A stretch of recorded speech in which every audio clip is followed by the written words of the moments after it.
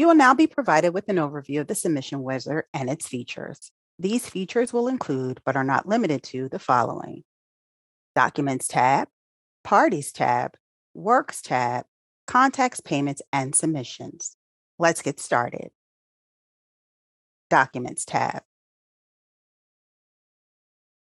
One of the key features of the Remitter portal is the recordation of documents. Once you have chosen to record a document, the system will prompt you to upload the document as a PDF file. You can upload one PDF document using one of the following methods. Click the upload box to select a file, or drag and drop a PDF file from your File Explorer directly into the upload box. You can only upload a single PDF file under 20 megabytes into the Recordation system. PDF files that contain multiple PDFs, such as PDF portfolios, are not permitted and will be rejected. Please make sure you have uploaded the correct file. Your ability to replace the uploaded file is extremely limited once it has been submitted. After a document has been uploaded, you'll be asked a number of questions about the information contained in the document and your relationship to the document, along with 2 certification questions: the true and correct copy certification and the Recordation eligibility certification. Afterward, you can specify the category for the document and provide document header information. The document header is typically the title of the document and is located at the top of your file. Examples include, but are not limited to, the following: Notice of Grant of Security Interest and Copyrights, Short Form License and Instrument of Transfer, Assignment of Copyright and Related Rights and Obligations, and Statement regarding Conversion and Change of Name. The office encourages providing the date of execution for the document, effective date, and notary date if they are contained in the document. This information will help others find the document in United States Copyright Office public records. Your document may have a volume and document number, or VDoc, information if it relates to a document that was previously recorded with the office. The VDoc information can be provided by following the system instructions to ensure the correct formatting of the VDoc number. To add multiple VDoc numbers, click Add a Related VDoc. To discard a VDoc number, click the Remove button. Although most document transfer rights from one party to another, in scenarios where a document contains more than one transfer, you have the option to provide information relating to multiple transfers. To indicate the number of transfers, the number in the system field can be increased by clicking the up arrow or by inputting a numerical value. For information on multiple transfers, please refer to System Instruction and Help text.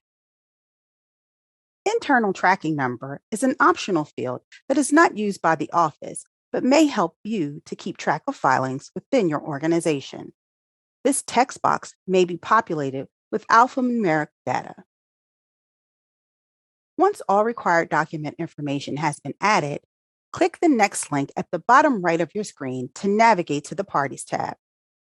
Please note that the next link will be grayed and not clickable if you are missing information in any required fields.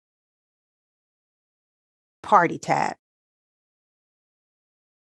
As we move to the Party tab, you will find the ability to add parties to your application. By clicking the Add a Party button in the Parties tab of the application, you can enter party-related information, including the party's role and name. If the party is known by another name, aka, FKA, PKA, etc., you can add an alternate party name.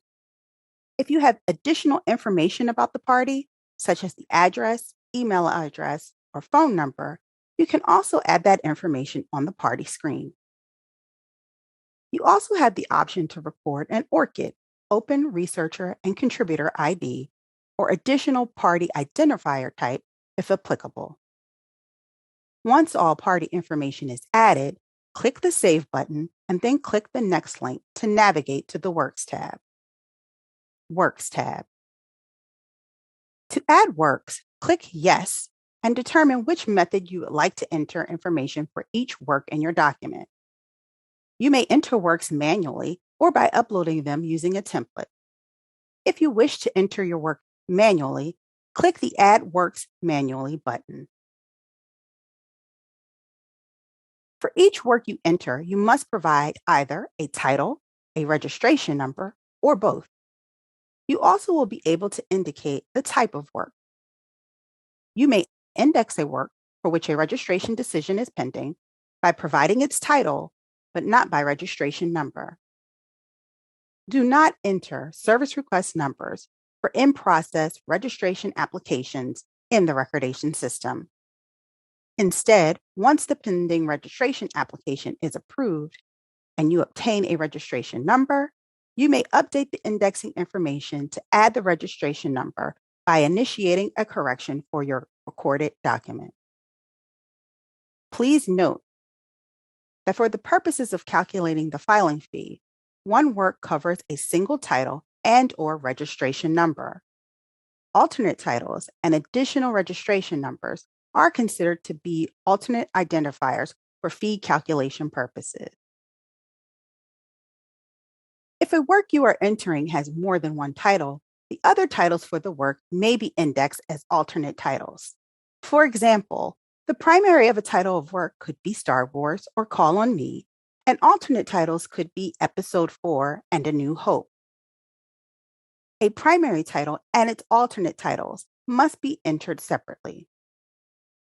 To enter an alternate title, click Add Another Alternate Title. If your document specifies the type of alternate title, select the type of alternate title that is most appropriate from the drop-down menu. For example, if the document says also known as, select AKA. To add additional works associated with your document, click Add Another Work, and you will be prompted to enter the additional work and any supplementary information. If you wish to upload a spreadsheet containing the works related to your document, click Upload Works. You will need to use the United States Copyright Office Works spreadsheet template, which can be accessed by clicking the button to download the Multi-Works Upload spreadsheet. Specific instructions on how to prepare the spreadsheet, including examples, can be found on the Instructions tab within the spreadsheet. Please note that if the system detects an error in your spreadsheet, you will be given the cell location where the error occurred and additional information to correct the error. Documents with more than 10,000 works, including alternate identifiers, are not eligible for recordation using the system at this time and will be rejected. If you have a document with more than 10,000 works, please use the paper submission process using an electronic title list and Form DCS, which can be found on the office's website. If you have submitted an application with more than 10,000 works through the electronic recordation system, we recommend that you withdraw the submission and resubmit the document using the paper submission process. Contacts tab. On the contact screen, you will have the ability to review remitter contact information and change or update the correspondent's contact information. You are able to update your information by clicking the Edit Contact button under Correspondence Contact. By initiating editing, you may change the preferred contact method and select a contact from your organization to receive correspondence.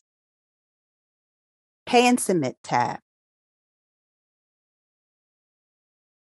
Once you have reviewed or updated your contact information, click Next to be taken to the Pay and Submit tab. Here, you will be able to select a payment method, review the order summary, request special handling, see the fee breakdown, certify, and submit to the office. You may submit payment of applicable Copyright Office fees through the following methods. Pay.gov, the Department of Treasury's payment system that processes credit card, debit card, and automated clearinghouse transactions. Copyright Office deposit account. This payment method may be used if you are part of the recordation system and the organization. Please note that ACH payments may take up to 3 business days to process the payment. Your service request will not be submitted until the payment transaction is successful. Prior to checkout, it's a good idea to review your application for errors using the Review Application tool found on the Pay and Submit screen. Prior to submission, the application review page allows you to generate a review of all your application information in a single PDF. If you spot an error, you can navigate back to the related section in your application to correct the error by clicking the Return to Prior Page button. You may also review your uploaded document to record. The Preview Public Record option uses your application information to provide a sample view that shows what information will be publicly available and how it will appear in the public catalog if your submission is approved. The preview is limited to 500 works. Once you are satisfied with your application, you can add special handling or proceed directly to the checkout for pay and to complete your submission. When submitting an SR that requires expedited processing, you are able to select Request Special Handling for Order on the Pay and Submit tab. You will be required to provide an explanation as to why special handling is being requested by selecting one of the predefined reasons and providing an explanation. When paying, the extra fees for special handling will be included. The SR will be prioritized in the queue for examination by a recordation specialist. Note that for special handling requests, you will not have an opportunity to change the document after submission because special handling request skips the pending status and go directly to a recordation specialist. Please note that in order to check out, you will need to certify that you have the appropriate authority to make the submission and that all submitted information is true, accurate, and complete to the best of your knowledge, information, and belief, and is provided in good faith. Thank you for joining us for the Recordation System training. If you have additional questions, please contact our Public Information Office at 202-707-3000 or toll free at 1-877-476-0778 or by email at copyinfo@copyright.gov. You can also find additional information on our website at www.copyright.gov.